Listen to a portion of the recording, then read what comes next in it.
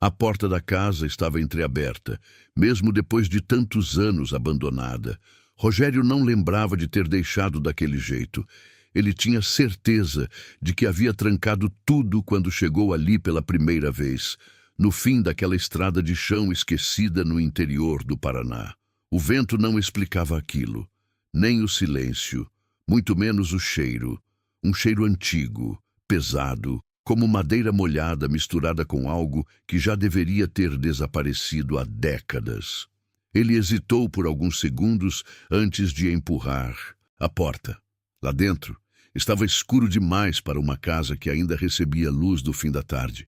E então ele ouviu um som, como passos, lentos, arrastados, vindo de dentro do corredor. Rogério congelou, porque ele sabia de uma coisa. Não havia ninguém ali. Ou pelo menos, não deveria haver. E foi naquele momento que ele percebeu que talvez tivesse cometido um erro ao aceitar aquele trabalho. Investigar uma casa esquecida desde os tempos da República Velha. Um lugar que, segundo os moradores mais antigos da região, nunca deveria ter sido encontrado novamente. Se você gosta de histórias assim, já deixa o like, se inscreve no canal e me conta aqui nos comentários de qual cidade do Brasil você está assistindo, porque o que aconteceu naquela casa pode ser mais real do que parece. Rogério Valença era jornalista investigativo. Tinha 42 anos, morava em Curitiba e era conhecido por se interessar por histórias que ninguém mais queria tocar. O caso da casa surgiu depois de uma mensagem anônima. Sem nome, sem remetente, apenas um endereço e uma frase. Ela nunca ficou vazia. Curioso, Rogério começou a pesquisar. Foi assim que ele encontrou registros fragmentados que remontavam ao período da República Velha, logo após a proclamação da República no Brasil. Naquela região, um coronel chamado Ambrósio Furtado controlava tudo: terra, comércio, pessoas. Ele era conhecido por manter o poder através de violência e favores. Quem devia a ele nunca saía completamente livre. Mas havia algo estranho. Nenhum documento oficial mencionava a casa. Ela simplesmente não existia nos registros. E mesmo assim, moradores antigos falavam dela em voz baixa, sempre com medo, sempre olhando para os lados. Foi um senhor chamado Agenor quem disse algo que não saiu da cabeça de Rogério. Essa casa não foi abandonada. Ela foi deixada lá por um motivo. Rogério decidiu ir até o local. E agora estava ali, na frente da casa, com a porta aberta, e aquele som vindo de dentro. Rogério entrou. O chão rangia a cada passo, como se a casa estivesse reagindo à presença dele. A estrutura era antiga, mas curiosamente preservada.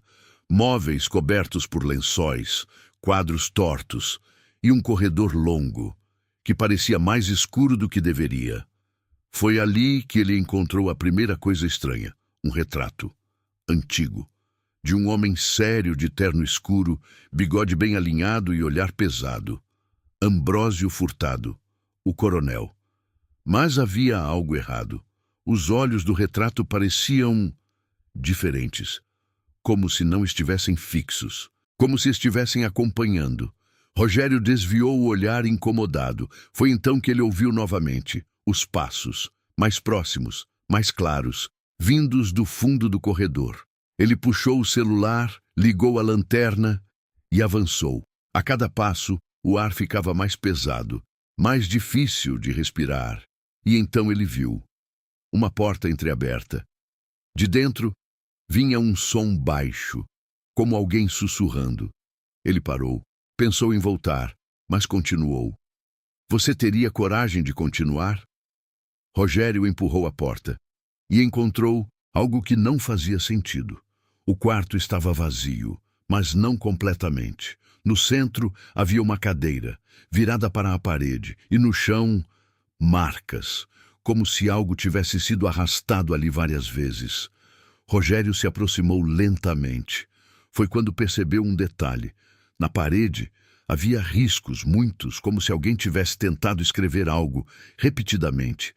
mas as palavras estavam distorcidas, quase ilegíveis, exceto por uma. Ficou. Rogério sentiu um arrepio. Foi então que ele lembrou dos registros sobre a morte do coronel. Ambrósio havia sido encontrado morto dentro daquela propriedade, sem sinais de violência, sem testemunhas, sem explicação. E o caso foi encerrado rapidamente, como tantas coisas naquela época. Mas havia um detalhe nos relatos antigos, um detalhe ignorado. Diziam que o corpo foi encontrado com os olhos abertos e expressão de puro pavor, como se tivesse visto algo impossível. Rogério respirou fundo e então percebeu algo atrás dele. A cadeira não estava mais na mesma posição. Ela estava levemente virada, como se alguém tivesse se sentado ali, observando. O ar ficou gelado, pesado, irrespirável. Rogério deu um passo para trás e então ouviu uma voz, baixa, arrastada, quase um sussurro. Você também ficou? Ele virou rapidamente. Nada, mas o som estava ali, próximo demais. Foi quando o celular começou a falhar. A luz piscando, o ambiente ficando mais escuro, como se algo estivesse interferindo.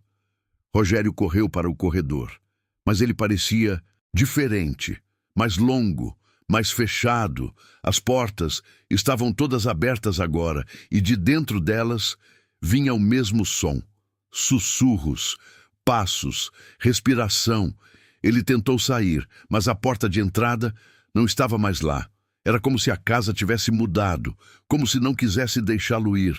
Você voltaria ou tentaria entender o que está acontecendo. Foi quando ele viu no chão um documento antigo, amarelado, com o nome do coronel e uma anotação escrita à mão: nada sai daqui. Dias depois, Rogério foi dado como desaparecido. O carro dele foi encontrado na estrada, o celular dentro da casa, gravando.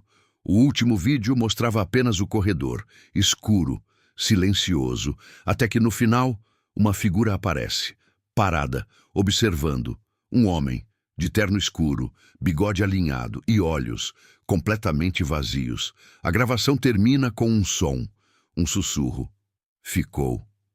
Hoje a casa ainda está lá, isolada, evitada, sem registros oficiais, sem explicações, e há quem diga que durante a noite a porta permanece aberta, como se estivesse esperando. Se essa história te arrepiou, se inscreve no canal, ativa o sininho e me conta nos comentários. Qual parte mais te assustou?